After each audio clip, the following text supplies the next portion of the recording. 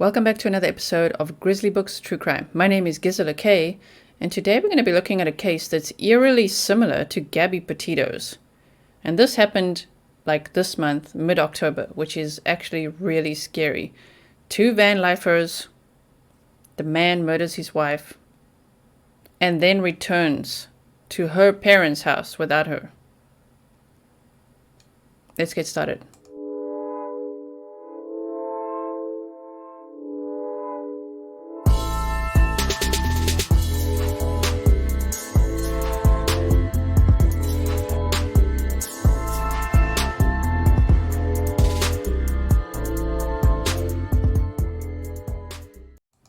Okay, before I get started, I just want to say thank you so much to every single Grizzly that is now part of this wonderful community. If you want to become part of this community, all you got to do is hit the subscribe button and the bell, and then you're in.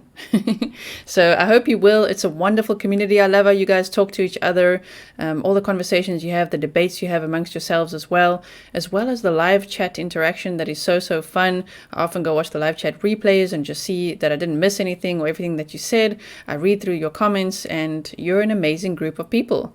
Thank you so much for being here. Thank you so much for supporting this channel by clicking on subscribe.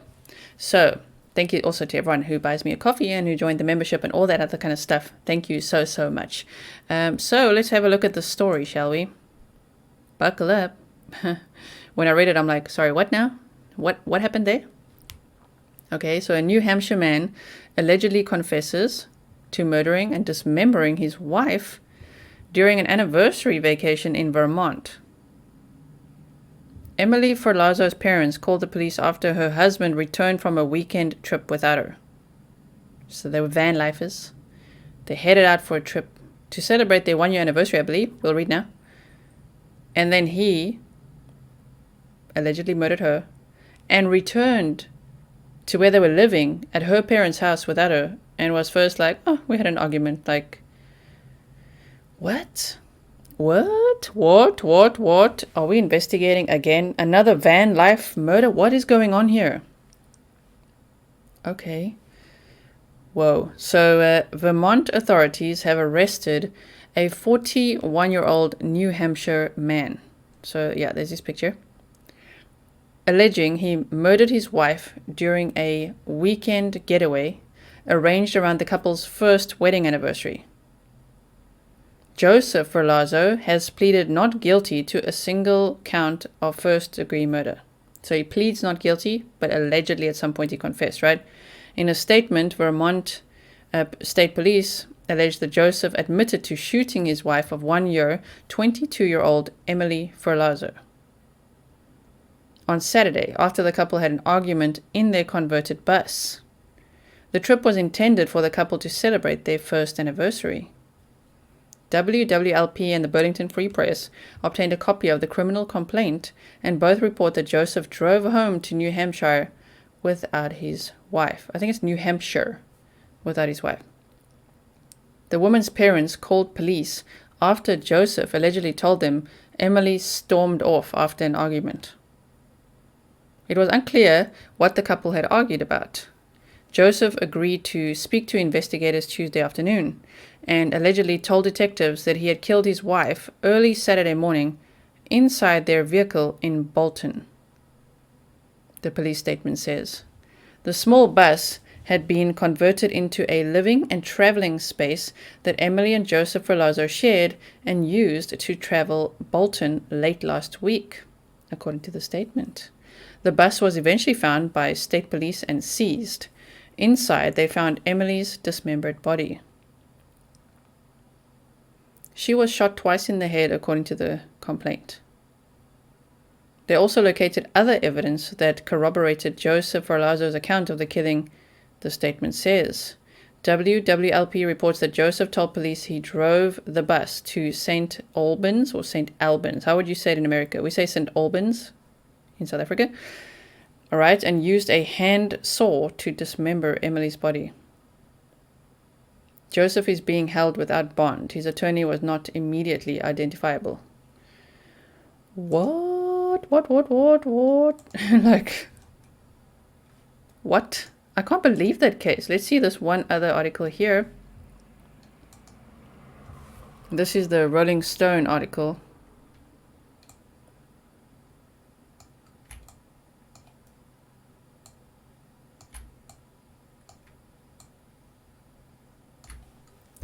A woman went missing while camping, then her husband confessed to her brutal murder.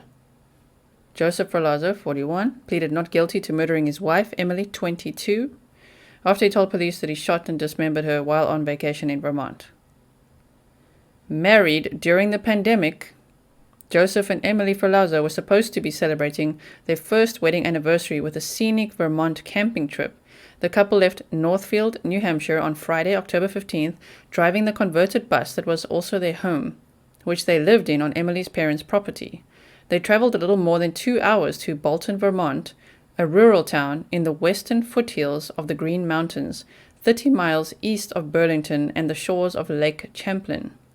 Joseph's sister and her boyfriend had rented an Airbnb nearby. Sister and her boyfriend, okay? But on Monday, October 18th, Joseph, 41, returned home without Emily, 22.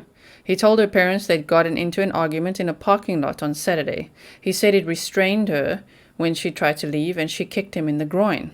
After that, he told her parents he'd left to go to the store and Emily had told him that she was going to get an Uber back to New Hampshire. That was the last that he'd heard of her. After speaking with Joseph, Emily's mother and stepfather reported her missing. They told police they knew of 3 or 4 incidents of domestic violence in the couple's relationship, that they'd seen Emily with scratches and bruises, and Emily had told her mom that they came from a physical altercation with Joseph. Meanwhile, Joseph drove his red Jeep Wrangler back to Vermont.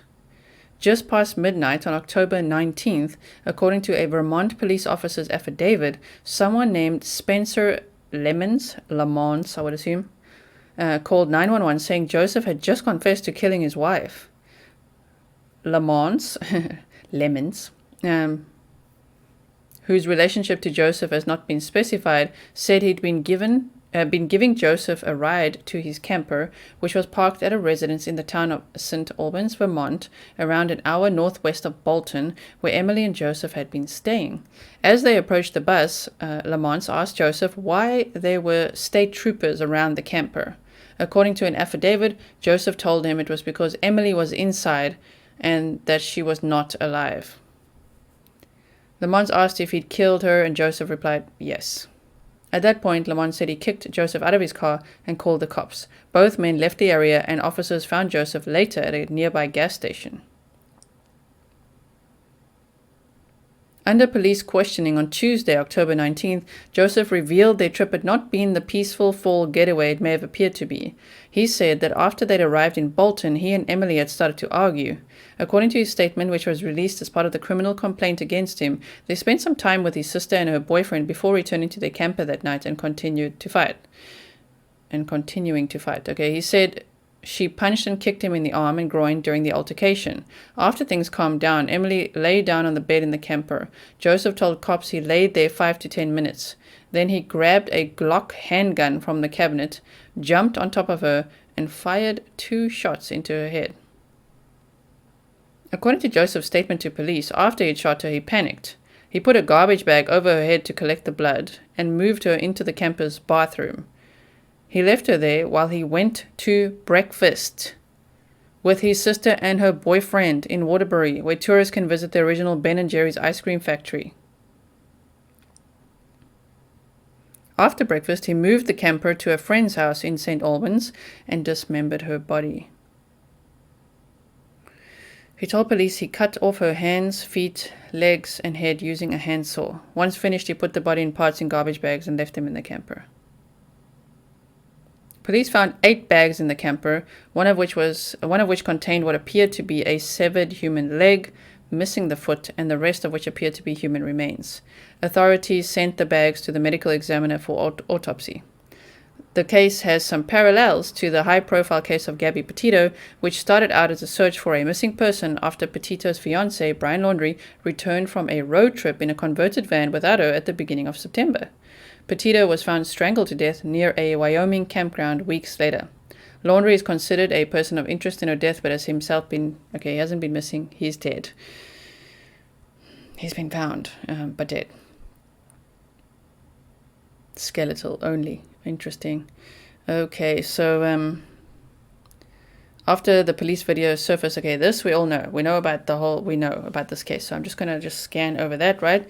And then they say here, okay, wait, let me read this. Hold on. After a police video surfaced showing Petito crying in the back of a patrol car following a physical altercation with Laundrie, the case drew attention to the potential for domestic violence in the van life community, where a nomadic lifestyle can make it easier for an abuser to isolate a victim from their support systems, and small living quarters can cause tempers to flare. We saw it with COVID and the increase with physical violence or family violence, where we saw more reports of escalated violence between family members. Maureen Curtis, Vice President of Criminal Justice Programs at Safe Horizon, a national domestic violence hotline, told Rolling Stone. People were confined to tight spaces, so yes, it's not surprising if I'm traveling around in an RV, that could lead to an escalation of violence if there is already some type of DV. Joseph Ferlazzo was arraigned, is that how we say it? Arraigned on Wednesday and entered a plea of not guilty. When Rolling Stone reached out to the defense attorney assigned to Ferlazzo for comment, Defender General Matthew Valerio replied, Mr. Ferlazzo is innocent as a matter of law, with a full panoply of statutory and constitutional rights and defenses available to him. Valerio said. The client retains his status until such time as the state proves its case beyond a reasonable doubt or the client decides to waive his rights or change his plea. Okay, lawyer talk. The hell? Can you believe this? Like, whoa. I found this when looking for other bodies that have been discovered in the case of searching for Gabby Petito and then the search for Brian Laundrie, like what else was found? Because I believe many other bodies were found, at least 10. This is one of them. What a terrible case. In Domestic Violence Awareness Month. So, yeah. If you haven't yet checked out the Domestic Violence Awareness episode that I did where I interviewed Diana Dessau, please go and check that out. It should be under my videos or my playlist as well, and the playlist guests on the show. I've organized all my playlists for you guys to make it easy for you to find stuff that you might enjoy or that you would find valuable. So go and check that out as well. But this is shocking, right? I can't believe this. Like another one? And it's like after everything. So they might have been aware of this case. Surely, because they're also van lifers. Can you imagine being Emily and watching the Gabby Petito case and then feeling so safe to go on a beautiful camping trip on your first year anniversary with your husband and then he kills you? Like what? Wow. Well, thank you for watching. If you liked this video, please give it a thumbs up. I know it's not like, yay, murder. I know. But if you just like the content I produce and the way that I report, that is what you're liking. It's not that you're thumbs upping murder, dismemberment, all these terrible, terrible stories. You're giving the thumbs up to me to show me that, yes, I like what you're doing in covering these cases. And of course, by subscribing and hitting the bell, you're doing the same thing. You're being like, yep, I support you. Give you my thumbs up. So thank you so much. I really appreciate you. Leave your comments below, please. I'd love to hear what you think about this. Wow. I think it's, you know what's interesting? The only thing I'm going to take out of this before I say goodbye is that he was so shocked. He said he felt panicked and then went to Ben & Jerry's. You see, I just mean that's like a level of dissociation, which could have happened to Brian Laundrie, where he felt panicked and then started hiking around. However, he got to Colter Bay Village and then hitchhiked back in another panic and then still panicked and drove home and then lawyered up. So, but the feeling of panic and him smiling possibly at the campgrounds, he could be hiding that panic with like a smile and going camping and trying to act normal. You know what I mean? Because that's what this guy was also doing.